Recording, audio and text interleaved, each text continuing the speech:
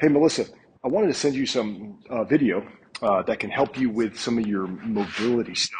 Um, Now, the first thing is your ankle. Now, here's the thing. I would, well, do these in succession, and you want to make sure you're a little bit warmed up, especially for some of these deep hip stretches, because they can be pretty intense. First thing we'll do is we'll go after your ankle. So, real simple, right? Just a little calf stretch. Something just as simple as that, especially on your left side. Now, as you go into this calf stretch, if you're not feeling your calf, sometimes you might feel a little jamming in the front of the ankle more so than the calf. If you're feeling that, go here first and see if you can kind of stretch out the top of that foot and that ankle. Then come into your calf stretch and see if you feel it more in the calf.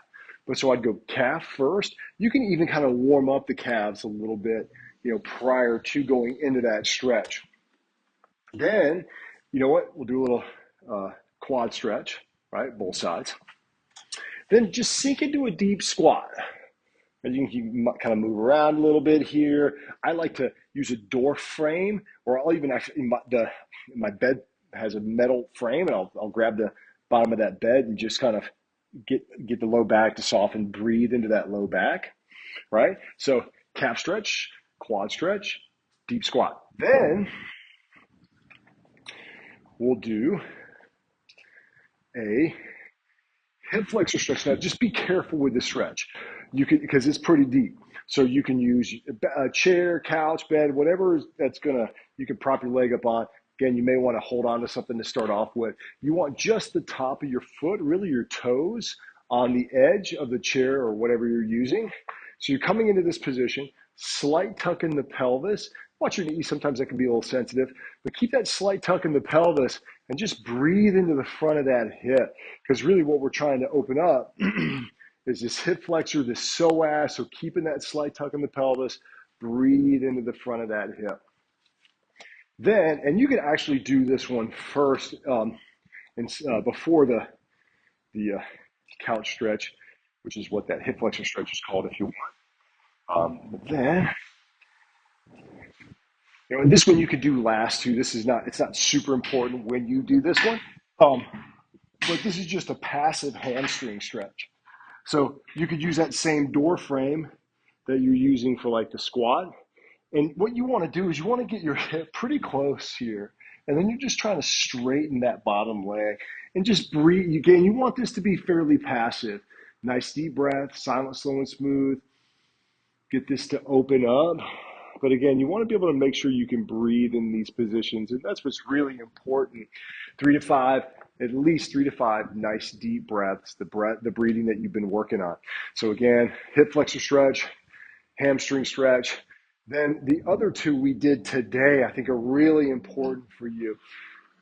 And again, these can be pretty deep. So, right, that frog. So making sure, ideally you want your knees at 90 degrees, your ankles at 90 degrees, right? Take your knees as wide as you can, hands on the ground. And just at first, just kind of move into this slowly. Just warm up the hips a little, back and forth.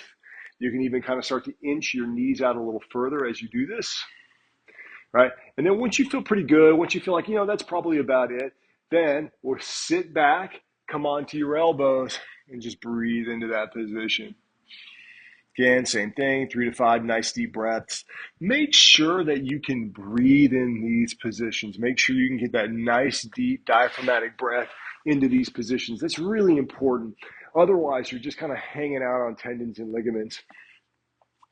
The next one we're going to do is that pigeon pose, right? And this is the way that a simple way to get into it that we did today. Pick up the foot, slide the ankle over, kind of thread the needle, right? Bring this through, find that position, right? And just cruise on down into it.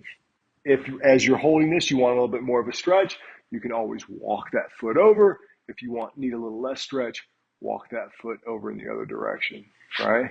Same thing on that other side, right? Pick up the foot, slide the leg, again, and just breathe into it, especially with this one. Same thing as with the frog stretch. Make sure you can get that nice deep breath.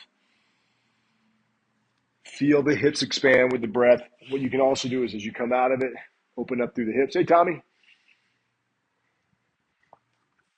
And then the last one I would do is just hug your knees into your chest and just expand and breathe into that low back. Hey, listen, I hope this is helpful. Um, Again, feel free to reach out if you have any questions. All right, I'll see you soon.